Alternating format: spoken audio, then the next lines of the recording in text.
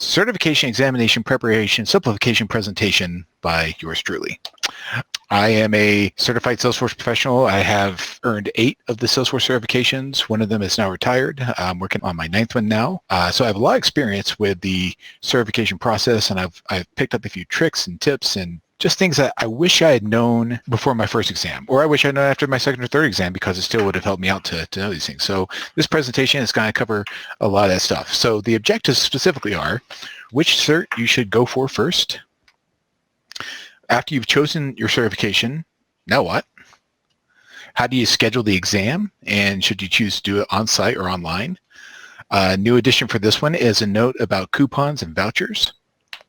And then we're going to go into some specific test-taking tips, right? The number one question is which cert first. Some of you may have several certifications, some of you may have no certifications, but if you have none, if you're just getting started, go to Trailhead and go to the Credentials tab and click on Certifications. From there, you're going to be brought to these different roles. And from these roles, you can click through them, read a little bit about them, understand who they describe, and then look at the certifications associated to those roles. So based on your experience, whatnot, that's where you start. And for the vast majority of people, most people, I would say this should be your first certification. This is the Salesforce equivalent to the bachelor's degree. No, associate's degree. No, high school diploma. No, GED. This is the GED of Salesforce. It is the foundation, it's the building block. Even if it's not listed as a prerequisite for other certs, pretty much every other cert, it's implicit that you have this administrative background. If you don't want to start with that one, let's say you're a developer and you've done a lot of developer experience and you don't want to do the admin work, then I would recommend going to this one. This is the Platform App Builder certification. And there's a lot of overlap between the administrator certification and the platform app builder.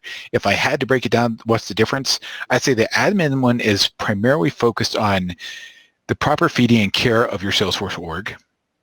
And the platform app builder is the enhancements that can be done declaratively to your Salesforce org. But there's still a lot of overlap between the two. But I would start with one of these 2 certifications. In fact, these would probably be my first 2 for most people if you're going for multiple certs. And they were my first 2, as a matter of fact. Hey, there you go. Yeah, that's where I'd say most should start. Developers, maybe you're saying, I don't care what you say, Roy. I am a developer. I want a developer certification. Okay.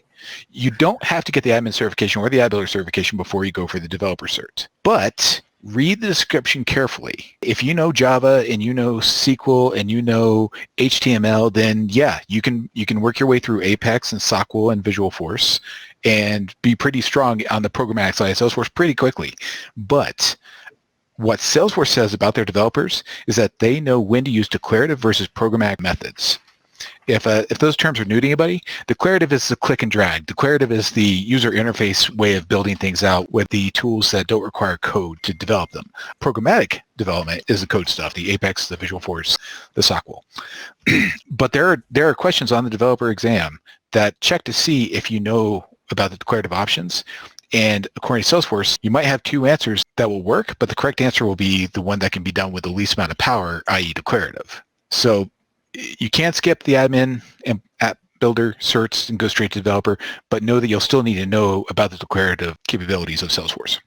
All right, so you've chosen your cert. On that, we'll jump in here. There are a couple kind of questions, Roy, if you're okay with that. Yeah. One of them might be, as far as the admin, the intro admin, the 101 level, would you say prior CRM administration experience is helpful in gaining that cert? You know, actually, depending on what that experience is, if you had a bad experience with another CRM like Blackbaud's Razor Edge or something like that, then it may not help you because you might mentally have these restrictions in mind that don't exist in Salesforce. So I don't know. I guess it's case by case on that one. Good question. And a lot of these are kind of in that same realm too. Another question kind of about when would the advanced admin come in? I think that can really fall into what your goals are for the role that you want. Just like Roy showed earlier, you can go on to Trailhead and choose the role that is your goal or the one that you're gearing up for. And they'll kind of break that down, which certs you should focus on for that. So it's not going to be hey, this is the same for everybody. A lot of it's going to be, what kind of job are you looking for, or what kind of skills do you want to show that you are proficient in? Absolutely. Good point. Yes. Yeah, these are great thoughts. It's thrown off my flow, but I have no problem with that. But now I have to mentally get back into my spiel. Where was I? Okay, keep the questions coming. Keep the interruptions going. Okay, next slide. Okay, so I've chosen my cert. Now what? So you picked admin or app builder or dev or whatever one you decide to do. I would say the next thing you should do is choose your exam date by solving this equation. Okay? Obviously, this does not need any explanation whatsoever. It's crystal clear. So we'll just move on to the next slide. No. SHN, study hours needed. For example, I think I need 60 hours to prep, and hours per week, I think I can study for 15 hours a week. Maybe you'll get more specific and say, well, an hour a day on weekdays and 2 hours on Saturday and 3 hours on Sunday. I don't know. But you come up with how many hours you think you need to get ready for the exam that you're looking at and figure out your pacing for how you're going to study for that.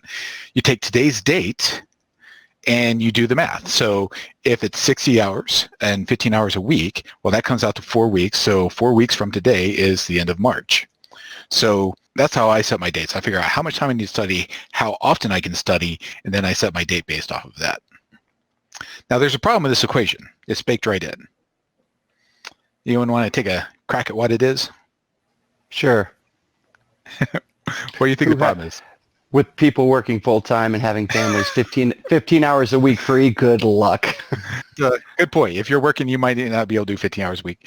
But what I was thinking about was this. Well, how do I know how many hours do I need? You don't know what you don't know. You don't know what you don't know until you know it. And then in hindsight, you know how long it took you to get that. So that's the next question. Like, how much time do I need to study? And frankly, this question comes up every conversation I've ever had about Salesforce certification study. This question's come up. In fact, the conversation is so predictable, I'm going to tell you how it goes. It goes like this. You ask how much time? I say 13 hours. 13 hours is what you need to get pretty much any Salesforce certification start to finish. Then you say, really? And I say, no, not really. It depends. And then you roll your eyes. So that's how that goes. How much experience do you have in Salesforce, in the Salesforce area in which you want to test? That's what it comes down to.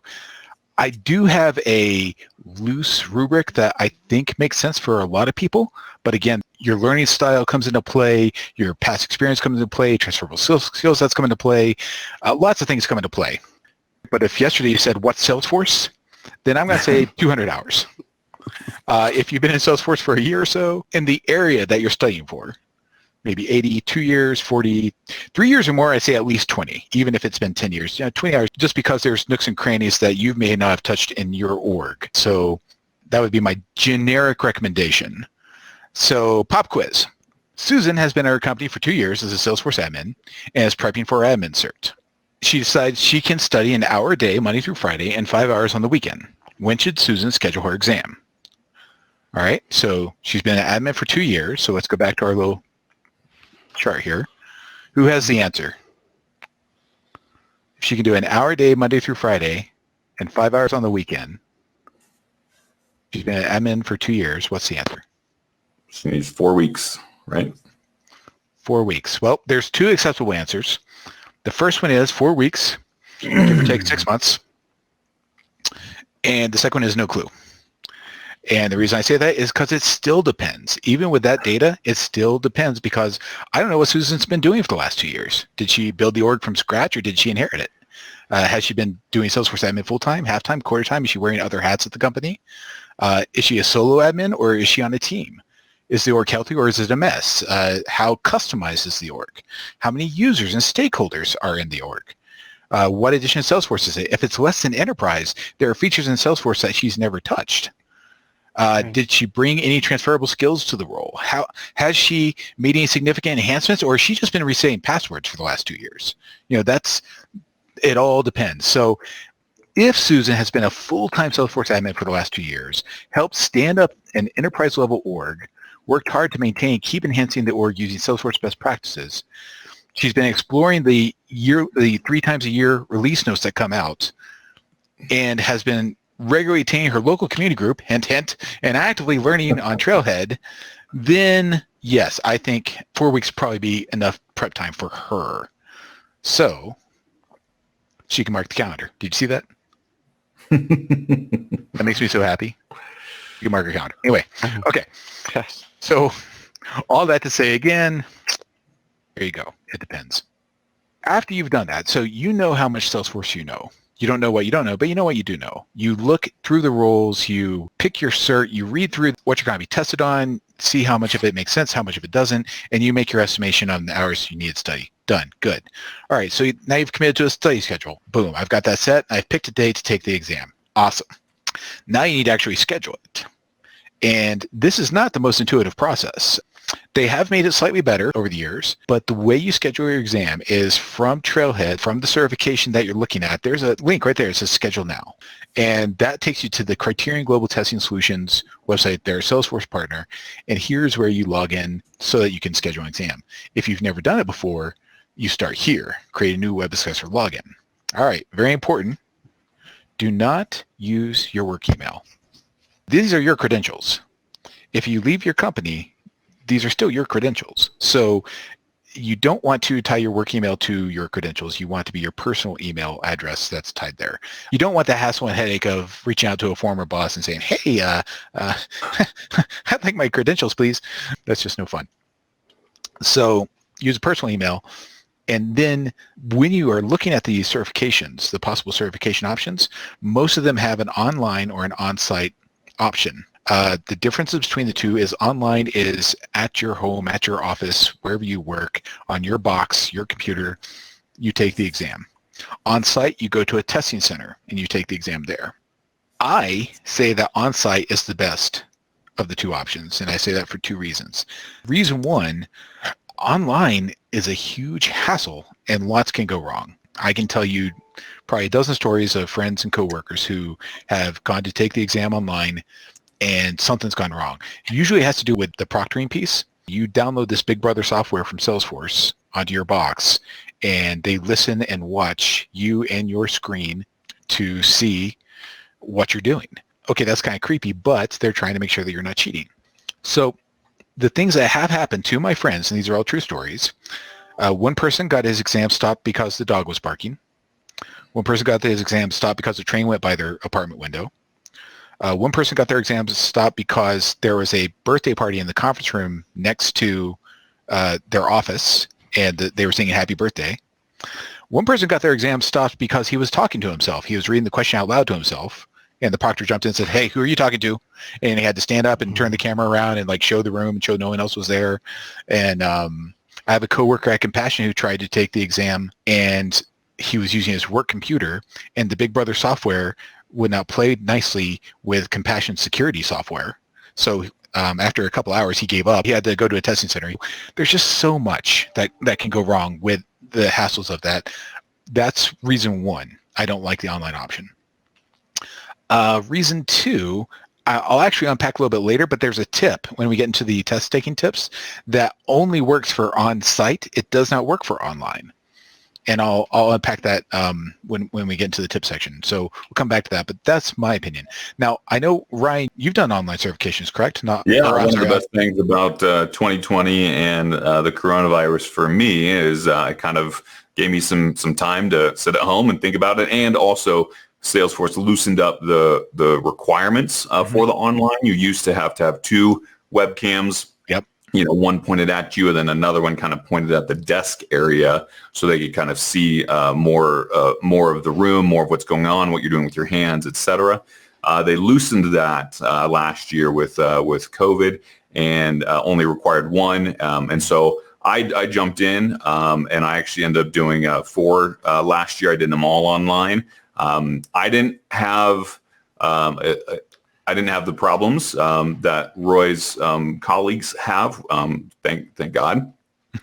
But it is setting up the software does take a little bit. I'm on a Mac, and so every time I used it, I also had to go in and disable a few things like screen sharing, permissions, and things like that. So I had to turn those off. And then also just getting into it visually, I had a couple issues where it scans your face every time that you take the test. And you have to like be super still in the right spot with the right light and all those things. So those were some of the things that were a little bit slower for me, but all in all, it actually, I feel like it did work for me and my schedule during that time. Yeah. And this is a personal preference thing, guys. These are links. They'll be in the deck, but from Trailhead, they walk you through what you need to know about online proctoring. And if you have a Windows system or a Mac system, they explain all the stuff that you need to know for that. So if you want to go through the tutorials, you can. For me, the only downside of going on site is I have to drive somewhere. And that's the only downside. I mean, if you want to take COVID into consideration and you have health issues, then there might be another reason for you to do it online instead of on site. But if you don't have those concerns, then just driving somewhere was the only downside.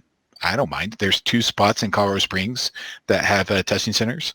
You find these whenever you are scheduling the exam and you say on site. When you're in there and if you choose on site, then it gives you a little tool for saying where you're at and giving a radius. And for all the ones that you have access to, you toggle between the calendars and it shows you the availability coming up that you can choose from. So once you choose, so this is an old screen grab from last year that was set for Wednesday, the 12th of 2020 at 10:45. And there's the price and the location. And then it has a spot for the coupon voucher code. And you're saying, how do I score coupons and voucher codes? That's a great question. This is a new section I added this year. There are four ways that I'd say are the most common. You pay for trains and or you pay to go to Salesforce events. So if you go to Dreamforce or TDX, Trailhead DX, or just the traveling Salesforce events that they have, again, this is outside of COVID times. Often they will bake into the cost of the package a voucher or 2. Salesforce certification days. This is something Salesforce does several times a year. I think we have one going on right now, if I recall correctly. Certification days are these events where they host basically a walkthrough of the exam requirements, and they unpack it, give a few examples. It's like a half-day thing, and if you attend, then they give you a coupon for half off of the exam. So that's cool. Another option is coming to your local community group and win-win. What? Yes, you heard correctly. In fact, today, guys, at the end of our presentation, we're going to do a raffle and give away a couple of cert vouchers. So don't leave early. Even if I'm very verbose, don't leave early. You'll miss out. Anyway, all right. So the fourth option is work in a nonprofit. We have quite a few people in our group that work in nonprofits. Those of us who work at nonprofits, let's just take a quick note about that because it's not well advertised, but it is out there. If you work in a nonprofit, the way you get a coupon for half off of your certification is you send an email to nonprofitcertification@salesforce.com. You say to them, I am a full-time employee at a nonprofit Salesforce customer. May I please have a cert exam 50% discount code? Thank you. Don't forget to say please and thank you. They'll still give you one if you don't, but I'll think less of you. And then within 3 business days, you'll get a response email with a one-off code. The fine print on this is for full-time employees of Salesforce nonprofit customers only, not part-time, not volunteers. Each code is single use, so once you use it, you can't use it again, but you can get up to 5 codes in total over the course of your Salesforce career. It's for your initial exam cost only, not retake. So if you don't pass on the first try, you can't get a code for the retake. And they ask in the email that you not share this code. This code is for you specifically, not your coworker, not your buddy at the for-profit down the street. This is for you.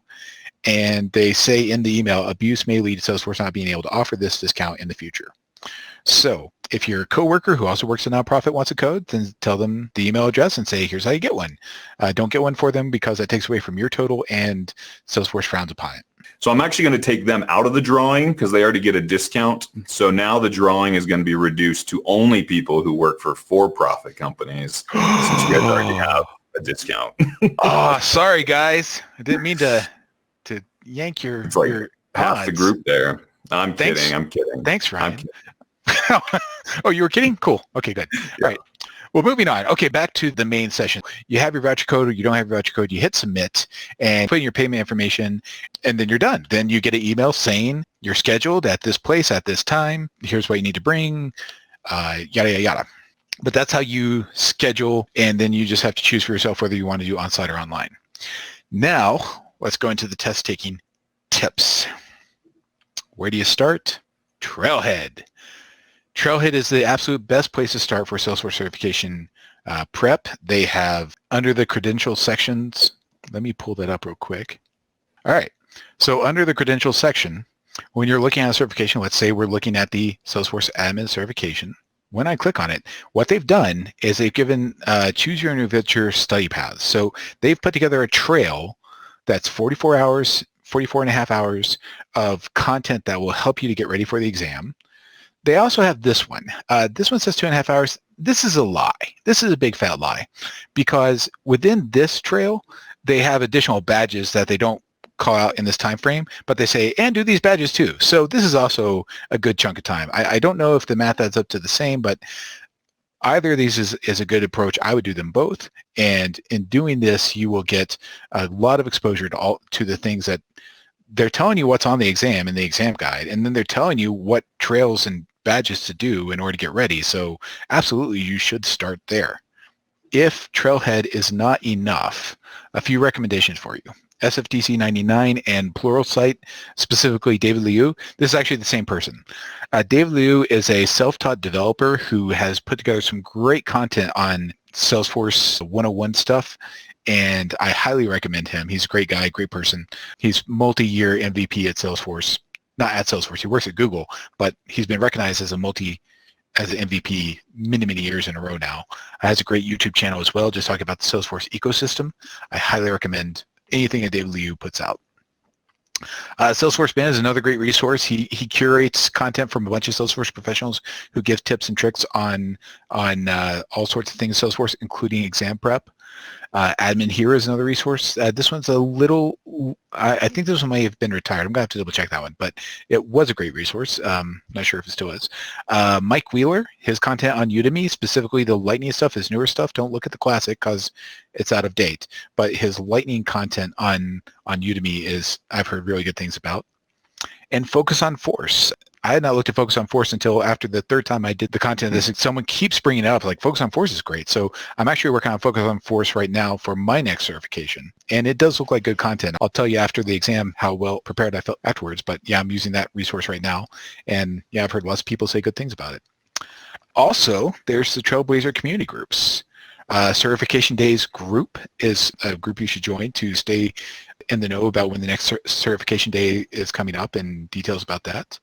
Cert study groups, if you go to the Trailblazer community and you put in Marketing Cloud, you will come across a group called Marketing Cloud Certification Study Group. If you put in developer, you'll find a developer study group. So these are groups where people are saying, I'm getting ready and I'm looking to do this with other people and ask questions of and get some feedback on and help and be helped at the same time. So use the study groups on the Trailblazer community. And our Colorado Springs group, please post to our group. If you have questions about Salesforce functionality, about exam stuff, we've got, I didn't do the tally. I'd say we probably have over 100 certifications amongst the members of our group. We have a very 137. 137, wow. Thank you. And that's amongst like 68 people. So that's like 2 per person on average. Some have more, some have less, but that means we have a lot of people with experience on these certifications. I say pound for pound, we're probably one of the best groups as far as self-motivated, saw sharpening, growing our skill sets, growing our careers.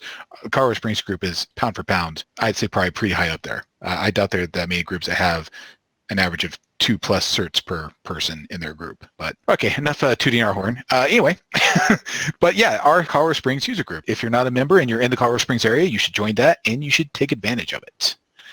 Okay, so that's just some stuff about getting ready for the exam. What about the exam itself? So the exams are multiple choice. Some questions are multi-answer. Some questions say choose 2 answers or choose 3 answers. Those are all or nothing. If you either get 100% right or you get 100% wrong.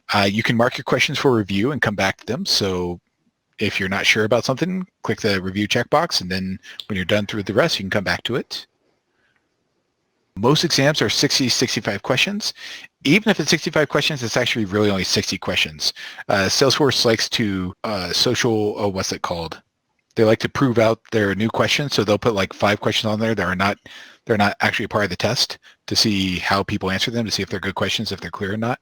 So even if you have 65 questions on your exam, only 60 of them count. You don't know which ones, but your tests are typically 60 questions long. Passing for most exams, it depends on the exam, and it says in the guide for each exam, is somewhere between 62 and 68%. Around 2/3 usually is what they're looking for a passing score. They're timed, but it varies between 90 and 120 minutes. It depends on the exam. And you should look at each study guide for each exam to get the particulars for that exam's timing and percentages and all that jazz. But that's a high-level view about the exams. Now into the tips. The first tip I'll share with you is that word choice is extremely intentional. There is no waste in the questions on these Salesforce exams. If they mention it, it's part of the answer. It should be factored in. It's a qualifying component that makes something relevant or disqualifies something else. So there's no fluff in there. There's no red herrings. There's no just additional backdrop to paint a more broad picture for you. No, if they put it in the question, it matters to the answer. So just keep that in mind. Take note of keywords such as always, only, never, all, none, some, must. These are things that will help you to choose between a good answer and a better answer. If too many options seem like they could be right, and that happens where you'll be looking at questions like, I think you could do it this way or that way, then choose the answer that's most right or always right. That, okay, I think I could do it both ways, but I can definitely do it that way, so I'll go with that one. Unless there's a caveat or a specified condition, go with the one that you're sure is always right, even if you think there might be more than one correct answer. And if you're not sure, this is SAT 101. Eliminate the choices you know are wrong and work from that. So I have an example of that. This is a great example of the way the questions go in an exam. So universal containers likes fruit that are green only on the outside. Which fruit should they choose? And we got keywords here. So there's fruit, green, only, and outside. All right? So taking note of that, I look at these answers. And I'll just share my thought process on this. So again, limes. Limes, they're usually green inside and outside. And the question says only on the outside. So I'm going to eliminate limes. Kiwis. Oof, kiwis. Is the outside green? I'm not sure. But the inside is. And the question says green only on the outside. So I'm going to eliminate kiwis. Apples. Not all apples are green. Maybe. I'll come back to that one. Donuts. Not a fruit, doy. So I can eliminate donuts. Watermelons. I've never seen one that wasn't green and the inside's red. So I'm going to go with watermelons. I'm going to eliminate apples. Okay. That is how the Salesforce questions feel. Like you read them all and you have to like knock out a couple and then say maybe this one, and then choose between the two front runners, and that's it. Now here's the thing though. There are green apples that are yellow on the inside. Not all apples are green, but some are. So if the question were phrased like this, choose two answers, well, that puts apples back into the mix, and now I'm choosing apples and watermelons. And the only difference is now that it says choose two answers, because there could be a green apple to go with that green watermelon. All right. So that is just an example of the word choice and how Salesforce works in these exams. Next up, again, SAT 101, go with your gut and don't change your answer unless you have a really good reason. If you remembered something, if you had an epiphany, okay, change your answer. But if you didn't, don't talk yourself out of answer one for answer two just because you stared at it too long. More times than not, you'll talk yourself out of the right answer instead of talking yourself into the right answer. Use the exam against itself. So one time I was taking an exam, and this was, I think it was a Service Cloud exam. It was right after macros had come out, but I didn't know about macros yet. So I kept coming across these questions that had macro in the answer, and I was like, that's not a Salesforce thing. So I was just dismissing them left and right, just moving on through the exam. Then I came to a question that had macro in the question, and I went, oh, snap. If it's in the question, that's a Salesforce thing. So I had to go back through the exam, look for all the questions that I said, it wasn't the one that had macro in the answer, and reevaluate them. But you can actually use the exams against themselves if you're paying attention. Okay. This is the tip that you can't do online, but you can do on site. And I love this tip because there's so many uses for it. When you go to a testing center, they give you paper and a pencil. And you can use them however you want. You can make paper airplanes if you want, but a better use of them would be to jot down notes before you get started. So if you have an acronym in your head for remembering the order of execution of Salesforce logic. Ooh, and yeah. you get to a question and they ask you about that and they give the order, you might talk yourself out of it and say, well, I thought it was this, but now that I'm looking at these two answers, if you write it down first and then look at the answers and find out which answer matches what you remember to be correct, you have much better odds of not being tricked out of the right answer. So you write down your acronym, draw your charts. You get questions that will say, this object is the parent of this object. This object is the parent of that object. What do you need to do such and such? Well, that stuff gets confusing me. I have to draw that stuff out. So I'll draw a box and say, okay, account, and I'll put a box off and say, okay, contact, and I'll put a box off that and say, okay, roll. And I'll draw those things out so that I can work through the problem visually. And that's really big when it comes to lookups and parent-child records, master detail records. Supplement the review button. Okay, so here's a fun thing. I don't think this is published anywhere, but it's 100% true, I promise. The order of the answers on each question, when you review them, they shuffle around. I don't know why. I don't know what that does for them security-wise, but they shuffle the answers around. So what was the first choice the first time you looked at it is now the third choice the second time you look at it when you go back through. So if you put down on your paper 7C question mark, like on number 7, I put C, but I'm not sure about it. And then you go to review it, the C is now a different value than it was the first time you looked at it. So you're like, why on earth did I think that was the right answer? There's no way that's the right answer. And you confuse yourself. So you can actually put some thoughts about, okay, first time I read this, I thought it was C, and here's why. So you can actually flesh out some details as to what you were thinking as you were answering the questions. And here's my absolute favorite, number one, never going to give you up, never going to let you down tip for the paper. It's so big, it gets 2 slides. As you're taking the exam, any questions that stump you, write down the keyword of that question and mark it for review. So that Service Cloud exam I took, macro, right down the side, keep going. I get to the end of the test. Before you hit the submit button, take all those keywords that you've written down from any of the questions that you weren't sure about and put them into some sort of mnemonic device. Spell out a funny sentence or put them to this theme song to Gilligan's Island. I don't know. Whatever you need to do to help you get all those keywords into your short-term memory as quickly as you can. And then once you have your keyword list temporarily memorized, then hit the submit button. Okay? If you passed, never mind. Forget it. You can delete, clear your short-term memory and move on with your life. But if you didn't pass, oh, I'm sorry, I forgot to say, when you hit the submit button on the exam, it tells you instantly if you passed or failed. So right away you know, hey, you passed, hey, you failed. And it right there on the screen when you hit the submit button. So you hit the button, you didn't pass. Don't panic, don't beat yourself up. Take a deep breath. Check out with the proctor, get your stuff. Go to a private, quiet place like your car. Pull out your phone, open a voice recorder app, and record your keyword list while it's still fresh in your memory.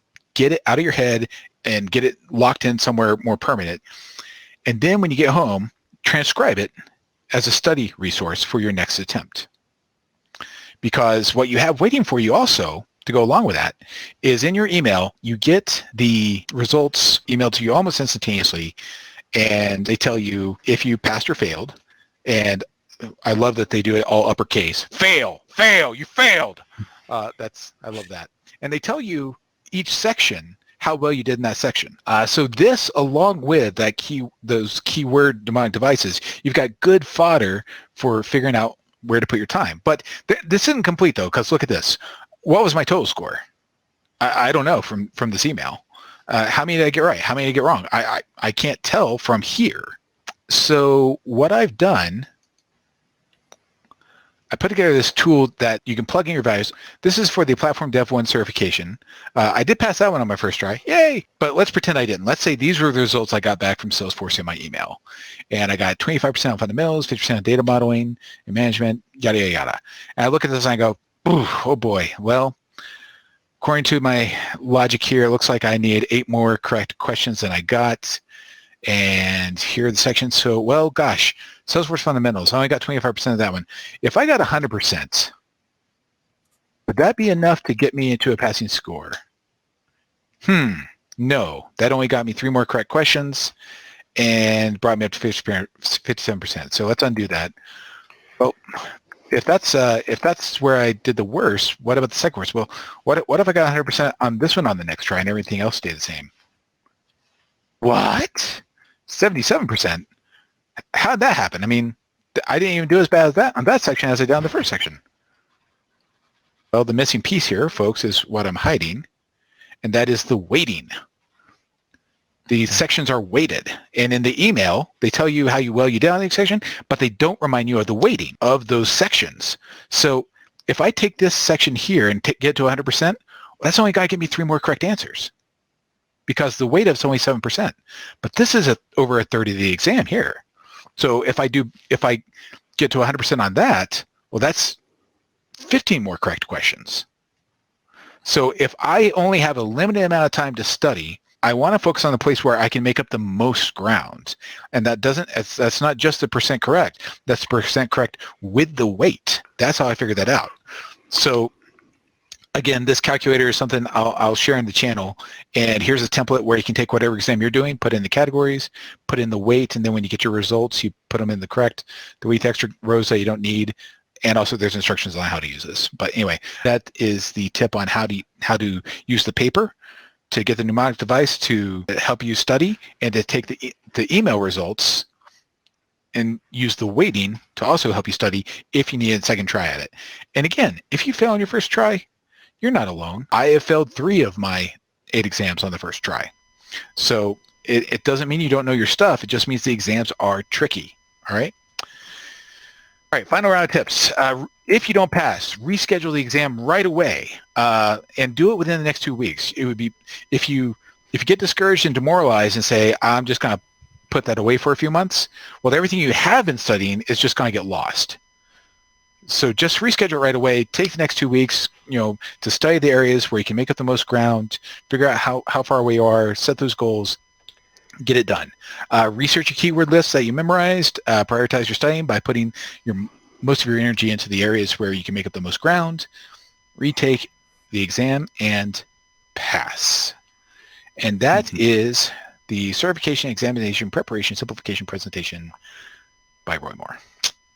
Questions, comments, queries, conundrums? Awesome. That was excellent. Yeah, what do you guys have?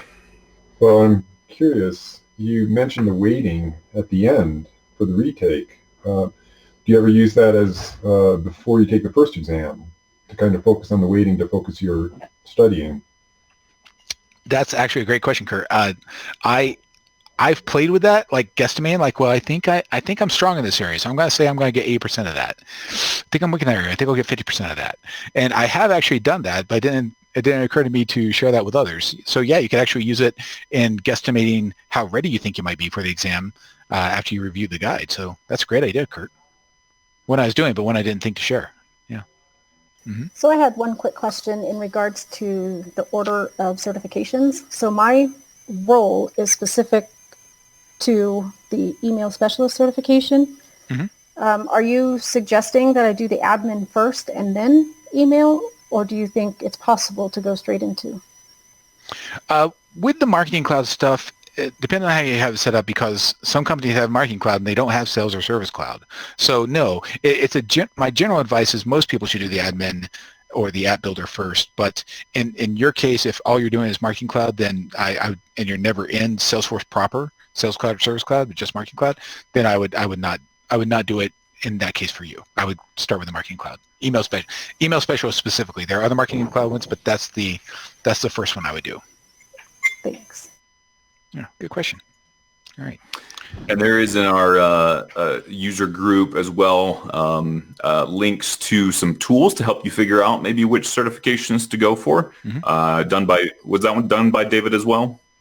The YouTube video where he rearranged the prioritization. So that's a great one, great resource there as well. Yeah, his whole YouTube channel is stellar. I mean, he covers he does some Salesforce training stuff there, but really it's more about the Salesforce ecosystem. And he's got some great insights. No, Rory, that was an outstanding presentation. Everything that you showed me kind of resonated with my experience in taking these exams, and you're right on.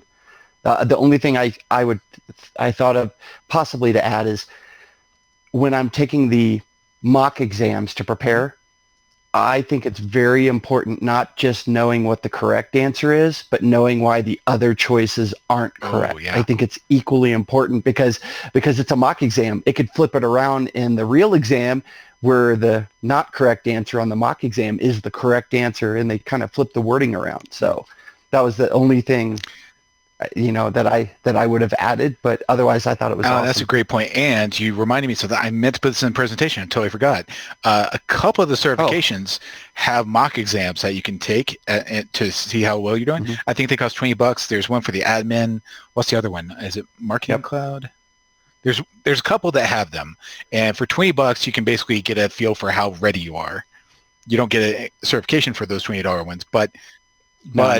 you save $200 on finding out that you're not ready, or you spend extra $20 to confirm that you are.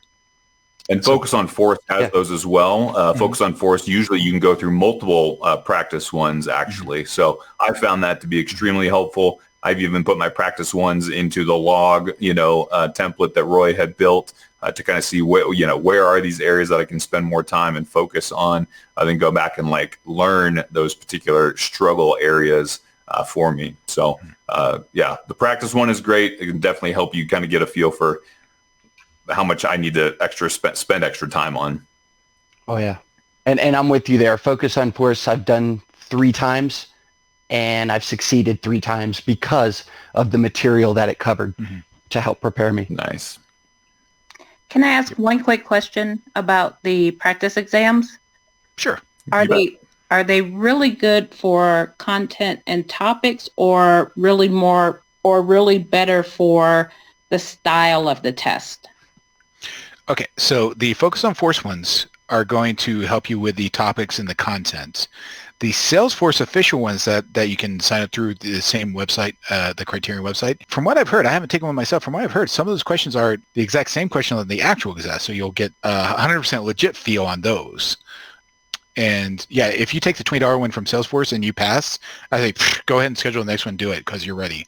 The Focus on Force one, if you really understand the content that you're exposed to through that, then you'll just need to make sure that all the concepts translate into the exact verbiage style of Salesforce.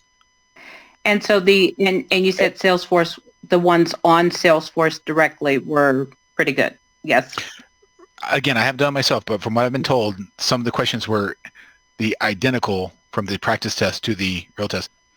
Where do you sign up for Same those? place you sign up for the regular exams, if they have them. They don't have them for all the exams, but they have them for the admin and one other. Gotcha. I can't remember one. Maybe the app builder.